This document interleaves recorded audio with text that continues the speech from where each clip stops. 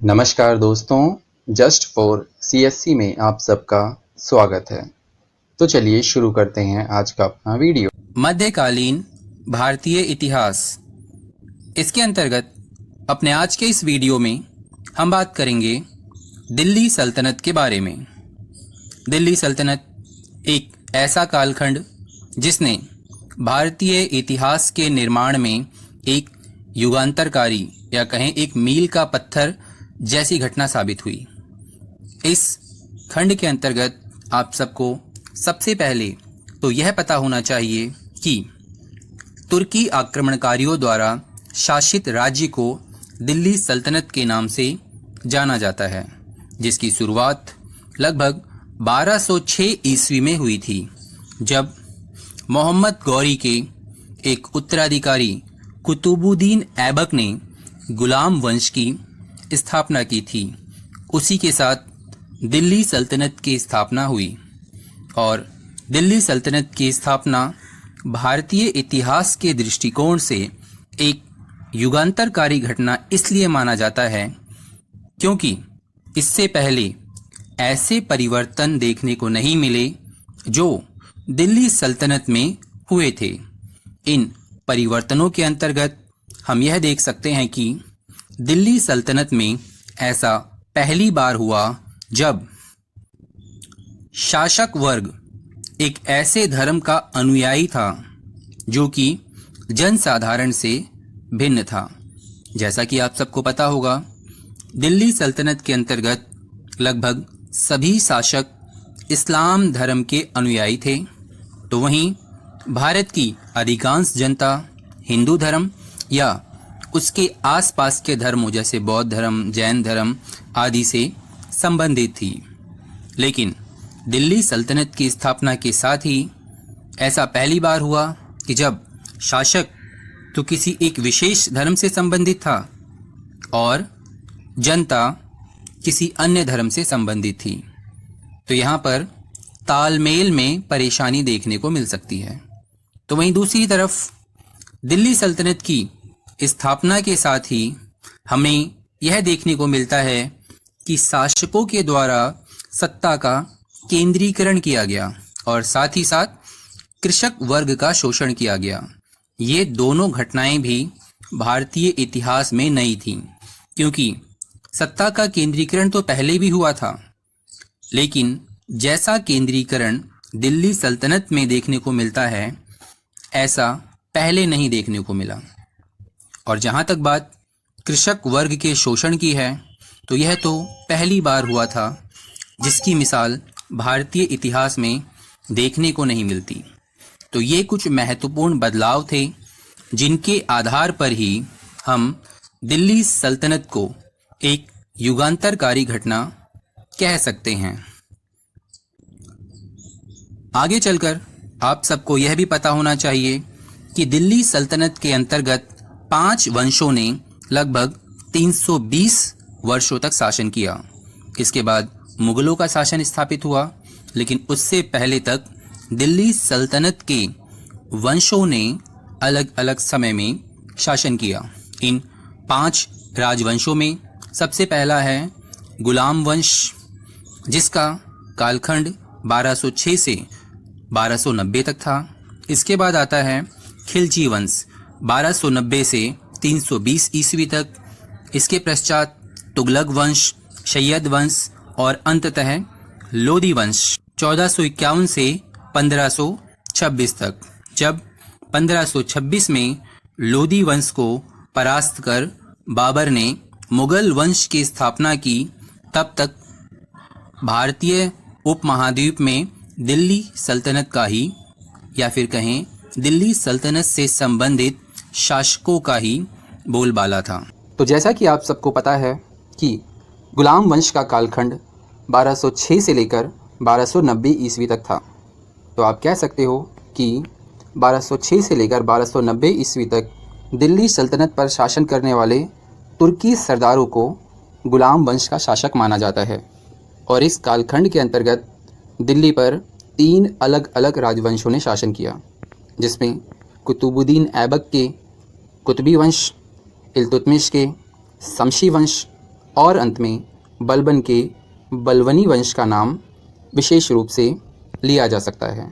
आपको पता ही होगा कि चूँकि गुलाम वंश के प्रथम शासक कुतुबुद्दीन ऐबक एक दास थे, इसलिए ही इस वंश को गुलाम वंश या दास वंश के नाम से भी जाना जाता है।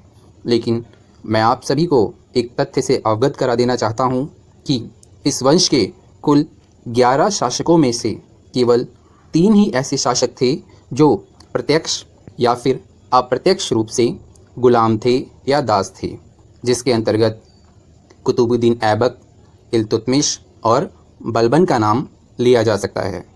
लेकिन इन तीनों को भी इनके स्वामियों के द्वारा दासता से मुक्ति मिल गई थी। इसका सीधा सा मतलब है कि इस वंश के लिए गुलाम वंश शब्द का प्रयोग भी इस वंश के लिए न्यायोचित नहीं कहा जा सकता। इसीलिए तो कई इतिहासकार इस वंश के लिए इल्बरी शब्द का प्रयोग करते हैं। उनका कहना है कि चूँकि इस वंश का वास्तविक संस्थापक इल्तुतमिश एक इल्बरी जाति का तुर्की था, इसलिए इस वंश को इल्बरी वंश कहना अधिक उचित है। लेकिन आप सबको पता ही होना चाहिए कि इस वंश के सभी शासक इल्बरी जाति से संबंधित नहीं थे। इसीलिए तो अजीज अहमद महोदय ने कहा कि इस वंश के लिए किसी वंश शब्द का प्रयोग करना ही उचित नहीं है, और उन्होंने कहा कि इसके स्थान पर इस वंश के लिए आरंभिक तुर्की शासकों का नाम प्रयोग किया जा सकता है। आगे चलकर कई इतिहासकारों ने यह कहा कि इस वंश के शासकों के लिए मामलूक शब्द का प्रयोग करना अधिक उचित होगा। अब आपके मन में प्रश्न आया होगा कि ये मामलूक क्या है? तो मामलूक एक अरबी भाषा का शब्द है जिसका अर्थ है गुलामी के बंधन से मुक्त माता पिता से उत्पन्न संतान। इस तरह 1206 से लेकर 1290 तक भारत पर शासन करने वाले शासकों को मामलूक वंश का शासक कहना अधिक उचित जान पड़ता है।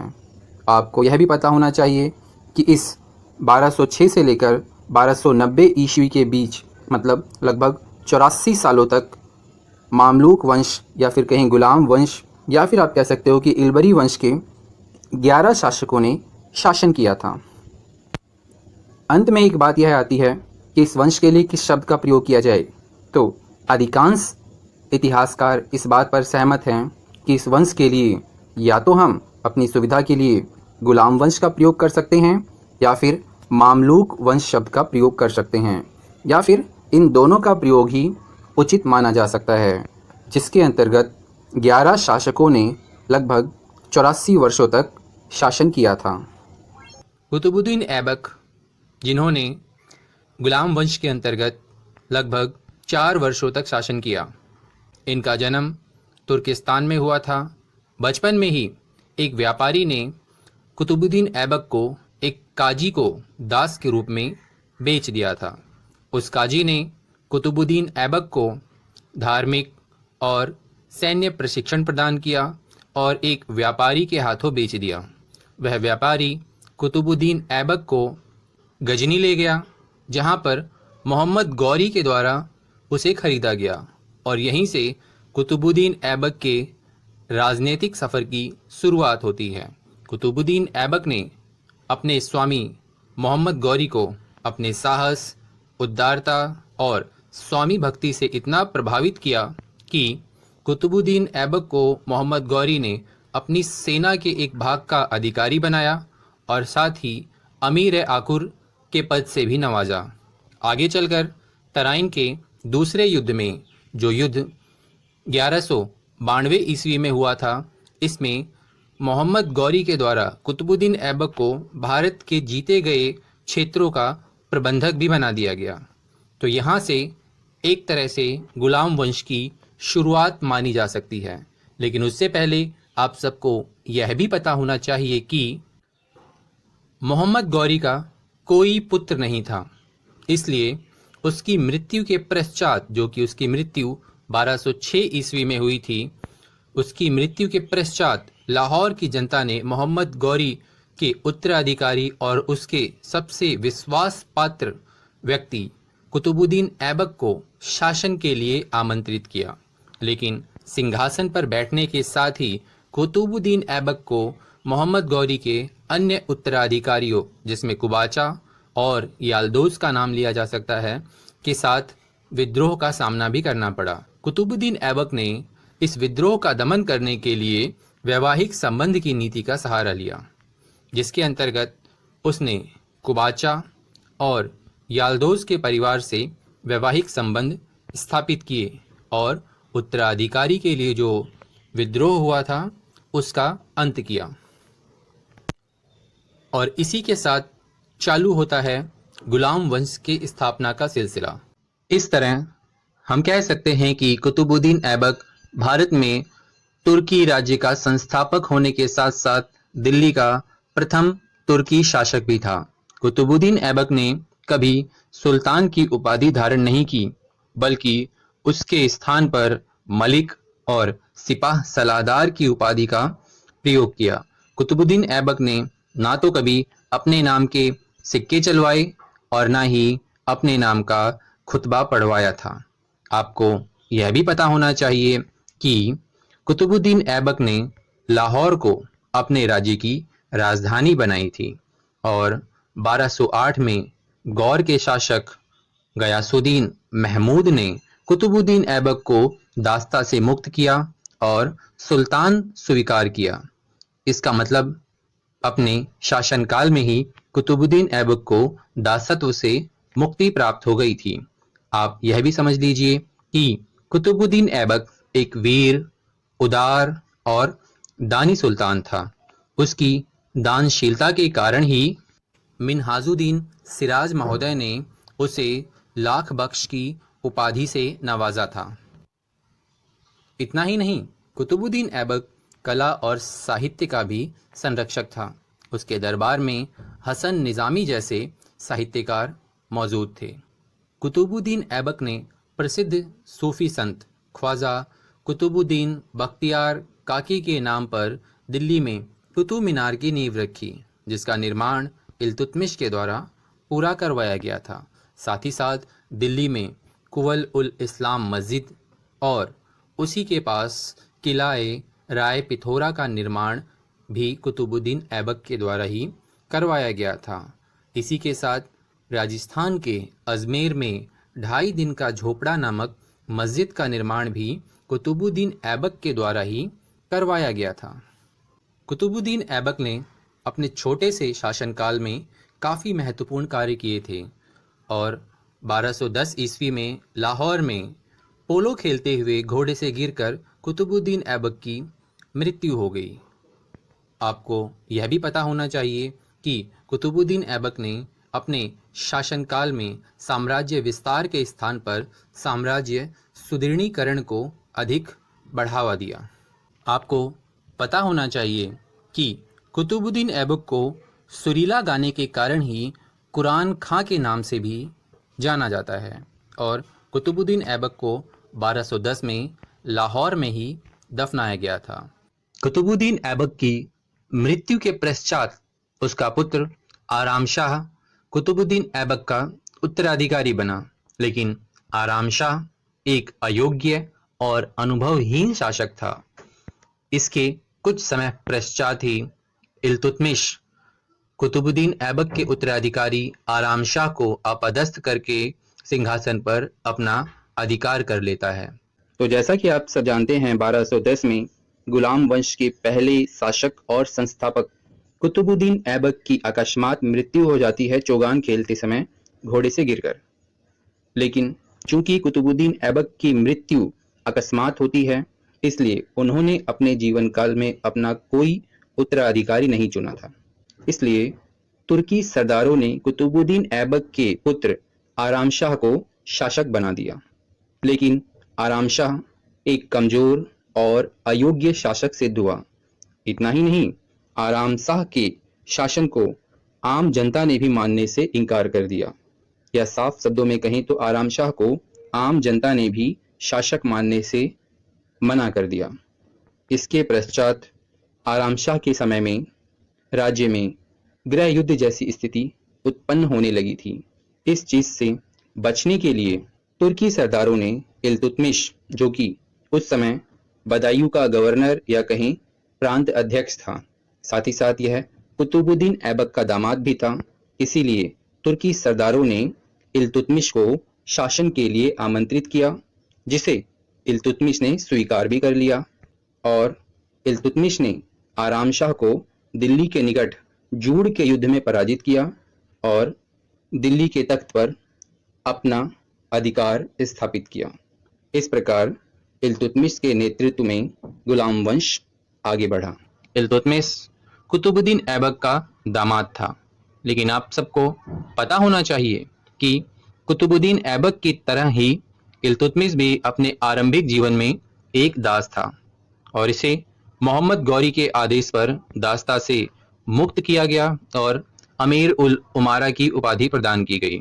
आगे चलकर इल्तुतमिश ने अपनी योग्यता के बल पर बदायूं का प्रांत अध्यक्ष या कहें बदायूं का गवर्नर का पद प्राप्त किया था। लेकिन आप सबको पता होगा कि कुतुबुद्दीन ऐबक की मृत्यु के पश्चात दिल्ली की गद्दी पर आराम शाह का शासन आता है। आराम शाह एक अयोग्य और विलासी शासक था, जिसके शासनकाल में दिल्ली के अंतर्गत गृहयुद्ध जैसी स्थिति उत्पन्न हो गई थी। इससे बचने के लिए दिल्ली के तुर्की सरदारों ने कुतुबुद्दीन ऐबक के दामाद इल्तुतमिश को दिल्ली पर शासन के लिए आमंत्रित किया, जिसे इल्तुतमिश ने स्वीकार किया और दिल्ली के निकट जोड़ नामक स्थान पर आराम शाह को पराजित करते हुए इल्तुतमिश शमशुद्दीन के नाम से दिल्ली के सिंहासन पर बैठता है और इसी के साथ दिल्ली सल्तनत में गुलाम वंश के अंतर्गत शमशी या इलबारी वंश की शुरुआत होती है। इल्तुतमिश को दिल्ली सल्तनत का वास्तविक शासक या वास्तविक संगठनकर्ता भी माना जाता है। इसी के साथ दिल्ली सल्तनत का वैधानिक या प्रथम मान्यता प्राप्त सुल्तान भी इल्तुतमिश को ही माना जाता है। इल्तुतमिश ने दिल्ली का शासक बनते ही कुतुबी सरदारों के विद्रोह को दमन किया और अपने निष्ठावान 40 गुलाम सरदारों का एक गुट बनाया, जिसे तुर्कान चहलगानी या फिर चारगान के नाम से भी जाना जाता है। यह इल्तुतमिश का निष्ठावान दास गुलामों का एक संगठन था। आपको पता होना चाहिए कि इल्तुतमिश ने तराइन के युद्ध में ताजुद्दीन याल्दोज को हराया, क्योंकि याल्दोज ने लाहौर पर अधिकार कर लिया था। आगे चलकर 1217 ईस्वी और 1227 ईस्वी में इल्तुतमिश ने नासिरुद्दीन कुबाचा को भी पराजित किया और अंततः कुबाचा सिंधु नदी में डूबकर आत्महत्या कर लेता है। आपको बता दें कि अपने शासनकाल में इल्तुतमिश ने अपने राज्य का विस्तार भी किया। इसके लिए इल्तुतमिश ने अनेकों अभियान चलाए, जिसमें बंगाल का अभियान, रणथंभौर का अभियान, उज्जैन का अभियान आदि महत्वपूर्ण हैं। आपको पता होना चाहिए कि इल्तुतमिश का अंतिम अभियान बामियान के विरुद्ध होना था, लेकिन मार्ग में ही बीमारी के कारण 1236 में इल्तुतमिश की मृत्यु हो जाती है। अगर बात करें इल्तुतमिश के शासन व्यवस्था के बारे में, तो इल्तुतमिश ने लाहौर के स्थान पर दिल्ली को अपने साम्राज्य की राजधानी बनाया। इल्तुतमिश ऐसा पहला मुस्लिम शासक था जिसने शासन व्यवस्था में सुधार और मजबूती प्रदान करने का प्रयास किया। इल्तुतमिश ने चांदी का टंका और तांबे का जित्तल नामक सिक्के चलाए और इसी के साथ दिल्ली सल्तनत के अंतर्गत इक्ता व्यवस्था को शुरू करने का श्रेय भी इल्तुतमिश को ही दिया जाता है। आपको एक बात और ध्यान रखनी चाहिए कि इल्तुतमिश के समय में ही पहली बार भारत पर चंगेज खान के आक्रमण का खतरा मंडराया, जिसे इल्तुतमिश ने बुद्धिमत्ता के साथ टाल दिया।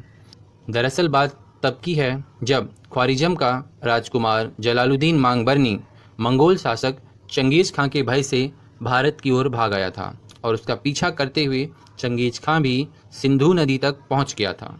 लेकिन जब जलालुद्दीन मांगबरनी ने इल्तुतमिश से अपने लिए संरक्षण और आश्रय की मांग की, तो इल्तुतमिश ने उसे आश्रय देने से इनकार कर दिया, जिसके परिणाम स्वरूप जलालुद्दीन मांगबरनी को वापस लौटना पड़ा और इसी के पीछे चंगेज खान भी वापस लौट गया। तो इस प्रकार अपनी बुद्धि का प्रयोग करते हुए इल्तुतमिश ने चंगेज खान जैसे आक्रमणकारी से भारत और दिल्ली सल्तनत की रक्षा की। इतना ही नहीं, इल्तुतमिश ने अपने शासनकाल में अनेकों महत्वपूर्ण स्थापत्य कला को भी आश्रय प्रदान किया। इसके अंतर्गत दिल्ली के निकट महरौली में कुतुब मीनार का निर्माण करवाया। वैसे तो कुतुब मीनार की नींव कुतुबुद्दीन ऐबक के द्वारा रखी गई थी, लेकिन इसका निर्माण इल्तुतमिश के काल में ही पूरा हुआ। अजमेर की मस्जिद का निर्माण और सुल्तानगढ़ी का निर्माण भी इल्तुतमिश ने ही करवाया था। आपको बता दें कि सुल्तानगढ़ी या फिर नसरुद्दीन मोहम्मद का मकबरा भारत का पहला मकबरा माना जाता है। तो इसका मतलब यह है कि भारत का पहला मकबरा बनाने का श्रेय भी इल्तुतमिश को ही दिया जा सकता है। इसी के साथ आप सबको पता होना चाहिए कि इल्तुतमिश के दरबार में अनेकों विद्वान भी मौजूद थे, जिसके अंतर्गत रूहानी, मलिक, ताजुद्दीन, रेजाब, मिन्हाज उल सिराज और अवाफ़ी महत्वपूर्ण हैं। रजिया सुल्तान दिल्ली सल्तनत की प्रथम तुर्की महिला शासक थीं। आप सबको पता होना चाहिए कि रजिया सुल्तान के पिता और दिल्ली सल्तनत के अंतर्गत गुलाम वंश के वास्तविक संस्थापक इल्तुतमिश शमशुद्दीन ने अपने जीवन काल में ही अपनी पुत्री रजिया को अपना उत्तराधिकारी घोषित कर दिया था। लेकिन इल्तुतमिश की मृत्यु के पश्चात तुर्की सरदारों के द्वारा इल्तुतमिश के बड़े बेटे रुकनुद्दीन फिरोज शाह को सिंहासन पर बिठाया गया। रुकनुद्दीन फिरोज एक अयोग्य विलासी शासक सिद्ध हुआ। उसे शासन में कोई रुचि नहीं थी, इसलिए उसके शासनकाल में शासन का सारा कार्यभार उसने अपनी मां शाह तुर्कान को सौंप दिया था। अब ऐसी स्थिति में रजिया सुल्तान को दिल्ली के अमीरों और आम जनता से मदद लेनी पड़ी और इनकी मदद से वह सिंहासन पर बैठी। लेकिन अंततः अन्य की सरदारों ने रजिया सुल्तान का विरोध शुरू कर दिया था, लेकिन रजिया सुल्तान ने बड़ी ही बुद्धिमत्ता के साथ इन तुर्की सरदारों में से कुछ सरदारों को अपने पक्ष में किया और परिणाम स्वरूप सफलतापूर्वक विद्रोह को कुचल दिया। आगे चलकर कुछ समय पश्चात रजिया सुल्तान ने राजपूतों को हराया और रणथंभोर पर अपना अधिकार कर लिया। इसके परिणाम स्वरूप कुछ समय पश्चात रजिया सुल्तान ने यहाँ के किले को भी ध्वस्त करवा दिया था। इसी के साथ आप सबको पता होना चाहिए कि रजिया सुल्तान ने सुल्तान की शक्ति और सम्मान को बनाने के लिए, उसे बढ़ाए रखने के लिए अपने व्यवहार में परिवर्तन करते हुए पर्दा प्रथा को त्याग दिया और पुरुष भेष धारण किया, पुरुष के समान वस्त्र पहनने लगी। इसी के साथ रजिया सुल्तान के शासनकाल में इल्तुतमिश के द्वारा बनाए गए चहलगानी सरदारों को यह बात नागवार गुजरी कि एक महिला उन पर शासन करे, जिसके परिणाम स्वरूप सरदारों ने रजिया सुल्तान के विरुद्ध षड्यंत्र करना शुरू कर दिया और अंततः रजिया सुल्तान को कैद कर लिया गया। आगे चलकर अपनी राजनीतिक स्थिति को बेहतर करने के लिए और राजनीतिक रूप से सशक्त बनने के लिए रजिया सुल्तान ने भटिंडा के गवर्नर अल्तुनिया से विवाह कर लिया, जिससे तुर्की सरदारों में और क्रोध भड़क उठा और उन्होंने अल्तुनिया की हत्या करवा दी। लेकिन रजिया सुल्तान वहां से भागने में सफल हुई, लेकिन कुछ समय पश्चात ही हरियाणा के कैथल में 1240 ईस्वी में रजिया सुल्तान की मृत्यु हो गई और हिंदुस्तान और दिल्ली सल्तनत की पहली महिला शासक का अंत हो गया। वैसे तो कई इतिहासकारों ने रजिया सुल्तान के संदर्भ में लिखा है, लेकिन एक महत्वपूर्ण इतिहासकार मिन्हाज उल सिराज का कहना था कि रजिया सुल्तान का एकमात्र अवगुण उनका महिला होना था। बाकी सभी योग्यताओं के होते हुए भी एक महिला तुर्की सरदारों पर शासन करे, यह बात उन्हें अच्छी नहीं लगी। इसी कारण उन्होंने रजिया सुल्तान की हत्या करवा दी थी। आपको पता होना चाहिए कि रजिया सुल्तान ने अपने 3.5 वर्षों के शासनकाल में कुछ महत्वपूर्ण अधिकारियों को भी नियुक्त किया था उनकी योग्यता के अनुसार, जिनमें हैं मलिक हसन गौरी को अपना प्रधान सेनापति नियुक्त किया गया था। जमालुद्दीन याकूब को अमीर आखूर की उपाधि दी थी। इसी तरह इख्तियारुद्दीन ऐतगीन को अमीर हाजिब नियुक्त किया गया था। रजिया सुल्तान की मृत्यु के पश्चात तुर्की सरदारों के द्वारा इल्तुतमिश के तीसरे पुत्र म्यूजुद्दीन बहराम शाह को दिल्ली की गद्दी पर बिठाया गया, मतलब दिल्ली का नया सुल्तान बनाया गया। इस समय दिल्ली सल्तनत के अंतर्गत सुल्तान की शक्तियों को कम करने के लिए एक नया पद बनाया गया जिसका नाम था नाइब या फिर नाइब मुमलिकात। इसके अंतर्गत इख्तियारुद्दीन ऐतगी को नियुक्त किया गया। अगर आपसे कोई पूछे कि नाइब मुमलिकात के अंतर्गत सबसे पहली बार किसे नियुक्त किया गया था, तो आपका उत्तर होगा इख्तियारुद्दीन ऐतगीन को नियुक्त किया गया था। इसी के साथ आपको पता होना चाहिए कि यह पद बनाया गया था ताकि सुल्तान की शक्तियों को कम किया जा सके। दिल्ली सल्तनत के गुलाम वंश के अंतर्गत सुल्तान केवल नाम मात्र का रह जाए तथा मयूजुद्दीन बहराम शाह के समय में ही 1241 में दिल्ली सल्तनत के अंतर्गत पहली बार मंगोल आक्रमण हुआ और यह आक्रमण मंगोल नेता ततार के नेतृत्व में किया गया था। तो ये कुछ महत्वपूर्ण बातें थीं मयूनुद्दीन बहराम शाह से संबंधित। आगे हम बात करते हैं एक अन्य शासक अलाउद्दीन मशहूद शाह के बारे में, जिनका कालखंड 1242 से 1246 ईस्वी तक था। अलाउद्दीन मशहूद शाह मयूनुद्दीन बहराम शाह के भाई रुकनुद्दीन फिरोज शाह का पुत्र था और जब अलाउद्दीन मशहूद शाह सुल्तान बना तो उस समय तक दिल्ली सल्तनत के अंतर्गत सुल्तान का पद केवल नाम मात्र का रह गया था, क्योंकि दिल्ली सल्तनत के अंतर्गत वास्तविक शक्तियां तुर्की सरदारों ने अपने हाथों में ले ली थीं और इन सरदारों का दल, जिसकी नियुक्ति इल्तुतमिश शमशुद्दीन के द्वारा की गई थी, जो 40 सरदारों का एक गुट था जिसे चालीसा या दल चालीसा के नाम से भी जाना जाता है। इन 40 सरदारों में से बलबन को अमीर हाजिब नियुक्त किया गया था, एक महत्वपूर्ण पद दिल्ली सल्तनत के अंतर्गत। यह बलबन वही हैं जो आगे चलकर गुलाम वंश के अंतर्गत एक अन्य शासक बनते हैं। आपको बता दें कि जब बलबन को अमीर हाजिब नियुक्त किया गया तो इसी के साथ बलबन ने धीरे धीरे शक्तियां अपने हाथों में लेनी शुरू कर दी। आगे चलकर अलाउद्दीन मशहूद शाह के समय में ही एक बार फिर से भारत पर या कहें दिल्ली सल्तनत पर मंगोल आक्रमण होता है और इस बार बलबन ने दिल्ली सल्तनत की सेना का संचालन किया और साथ ही साथ लाहौर, मुल्तान आदि क्षेत्रों पर अपना अधिकार कर लिया। इतना ही नहीं, आगे चलकर बलबन ने तुर्की सरदारों को अपने पक्ष में किया। इसी के साथ नासिरुद्दीन मोहम्मद और उसकी माता के साथ मिलकर अलाउद्दीन मशहूद शाह के खिलाफ षड्यंत्र रचा और अलाउद्दीन मशहूद शाह को अंततः कैद कर लिया गया और इसी के साथ एक नया सुल्तान दिल्ली सल्तनत की गद्दी पर बैठता है गुलाम वंश के अंतर्गत, जिसका नाम था नासिरुद्दीन महमूद।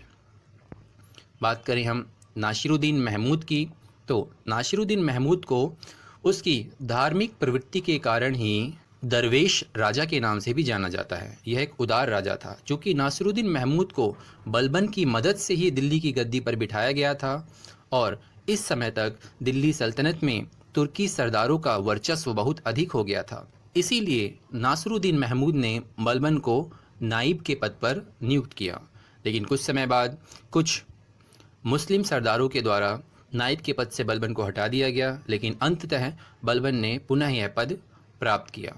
आपको बता दें कि बलबन ने अपनी पुत्री का विवाह नासिरुद्दीन महमूद के साथ कर दिया था और साथ ही नासिरुद्दीन महमूद ने बलबन को उलुंग खां की उपाधि दी थी, मतलब महान की उपाधि दी थी। नासिरुद्दीन महमूद टोपी सीकर जीवन निर्वाह करने वाला दिल्ली सल्तनत का एकमात्र सुल्तान था। दिल्ली सल्तनत के अंतर्गत सादगीपूर्ण जीवन जीने वाला सुल्तान भी नासिरुद्दीन महमूद ही था, जिनका कालखंड 1245 से लेकर 1265 तक था। आपको पता होना चाहिए कि नासिरुद्दीन महमूद के समय में ही मंगोल शासक तेर बहादुर ने मुल्तान पर भी कब्जा कर लिया था आपको यह भी पता होना चाहिए कि चूंकि नासिरुद्दीन महमूद का कोई पुत्र नहीं था, इसलिए जब 1265 में अचानक उसकी मृत्यु हो जाती है तो बलबन को उसका उत्तराधिकारी बना दिया जाता है। गयासुद्दीन बलबन का वास्तविक नाम बहाउद्दीन था और यह इल्बरी जाति का एक तुर्की था। इसे ख्वाजा जमालुद्दीन के द्वारा दिल्ली में खरीद कर लाया गया था और आगे चलकर इल्तुतमिश ने ग्वालियर को जीतने के बाद बहाउद्दीन को मतलब गयासुद्दीन बलबन को खरीद लिया था। तो इसका सीधा सा मतलब हुआ कि गयासुद्दीन बलबन, जिसे बहाउद्दीन के नाम से भी जाना जाता है, इल्तुतमिश का दास था। आपको बता दें कि बहाउद्दीन ने अपनी योग्यता के बल पर इल्तुतमिश और रजिया सुल्तान के समय में अमीर ए आखुर और अलाउद्दीन मसूद शाह के समय में अमीर ए हाजिब का पद प्राप्त किया था। इतना ही नहीं, नासिरुद्दीन महमूद के समय में बलबन को नाइब के पद पर भी नियुक्त किया गया था। और जैसा कि आप सबको पता है, नासिरुद्दीन महमूद का कोई उत्तराधिकारी नहीं था, इसलिए 1265 जब नासिरुद्दीन महमूद की मृत्यु होती है तो उसके पश्चात बलबन दिल्ली सल्तनत की गद्दी पर बैठता है और शमशी वंश के स्थान पर बलबनी वंश की शुरुआत होती है इसी के साथ। तो अगर आपसे कोई पूछे कि बलबनी वंश की स्थापना किसके द्वारा की गई थी, तो आपका उत्तर होगा गयासुद्दीन बलबन के द्वारा, जिन्होंने दिल्ली सल्तनत पर लगभग 21 वर्षों तक शासन किया। लेकिन शासक बनते ही जब 1265 ईस्वी में गयासुद्दीन बलबन दिल्ली सल्तनत की गद्दी पर बैठा तो उसके समक्ष अनेकों समस्याएं थीं। पहली समस्या, तुर्क चहलगानी दल या फिर दल चालीसा अत्यधिक शक्तिशाली हो चुका था और सुल्तान का पद इस समय केवल नाम मात्र का रह गया था। तो वहीं दिल्ली सल्तनत से जुड़े हुए उसके आसपास के कई राज्यों जैसे बंगाल, मेवात और राजपूताना क्षेत्रों में दिल्ली सल्तनत के खिलाफ विद्रोह भी होता था और इसी के साथ मंगोलों के आक्रमण ने भी बलबन की समस्या को बढ़ा दिया था। इसीलिए इन समस्याओं के समाधान के लिए बलबन ने सबसे पहले इल्तुतमिश के द्वारा बनाए गए तुर्क चहलगानी या फिर दल चालीसा को समाप्त किया और साथ ही साथ नाइब के पद को भी समाप्त कर दिया गया। इतना ही नहीं, बलबन दिल्ली सल्तनत का ऐसा पहला सुल्तान था जिसने राजपद का सिद्धांत दिया और कहा कि सुल्तान का पद ईश्वर प्रदत्त है, मतलब सुल्तान पृथ्वी पर ईश्वर की छाया है। इसके तहत गयासुद्दीन बलबन ने नियामते खुदाई जैसे शब्दों का प्रयोग किया और कहा कि सुल्तान की आज्ञा का उल्लंघन नहीं किया जा सकता, क्योंकि सुल्तान पृथ्वी पर ईश्वर की छाया है। सुल्तान बनना ईश्वर की इच्छा होता है, इसलिए अगर कोई व्यक्ति सुल्तान की आज्ञा का उल्लंघन करता है तो इसका सीधा सा मतलब है कि उस व्यक्ति ने ईश्वर की आज्ञा का उल्लंघन किया है। इसी क्रम में बलबन ने ज़िल्ले इलाही की उपाधि भी धारण की और उसने कुरान के आधार पर शासन चलाया। साथ ही साथ खलीफा के महत्व को भी स्वीकार किया और अपने द्वारा चलाए गए सिक्कों पर खलीफा का नाम भी अंकित करवाया और खलीफा के नाम के खुतबे भी पढ़वाए थे।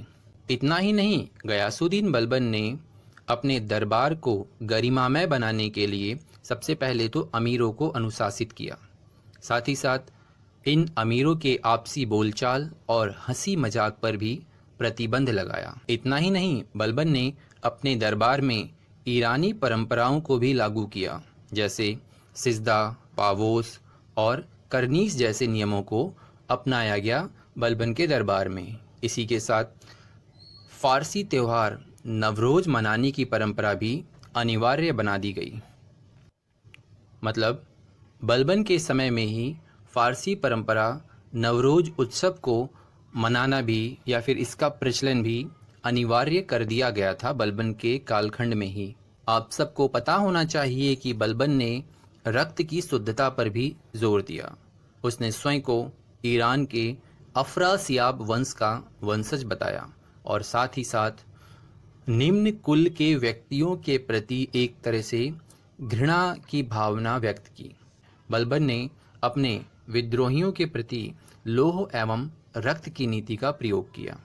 आपको यह भी पता होगा कि बलबन ने कुशल जासूस व्यवस्था की स्थापना की और साथ ही साथ सैन्य विभाग को भी स्थापित किया, जिसे दीवान-ए-आरिज के नाम से जाना जाता है।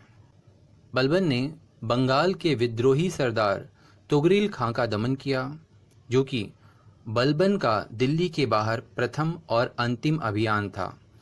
इस अभियान में मलिक मकदीन ने बलबन की मदद की, इसलिए बलबन ने उसे तुगरिल कुश मतलब तुगरिल की हत्या करने वाला की उपाधि प्रदान की। आपको यह भी पता होना चाहिए कि बलबन का मानना था कि जब तक अपना राज्य असुरक्षित है तब तक राज्य विस्तार उचित नहीं, इसीलिए बलबन ने विस्तारवादी नीति का भी समर्थन नहीं किया था।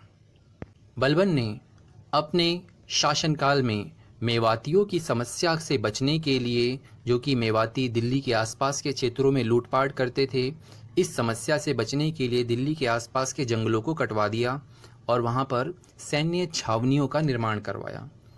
बलबन ने मंगोलों के आक्रमण से बचने के लिए मंगोलों के यहाँ दूत मंडल भेजे और अपने राज्य के उत्तर पश्चिमी सीमा की सुरक्षा के लिए लाहौर और मुल्तान में सुरक्षा पंक्ति का भी निर्माण करवाया और अपने पुत्र शहजादा महमूद को वहां नियुक्त किया।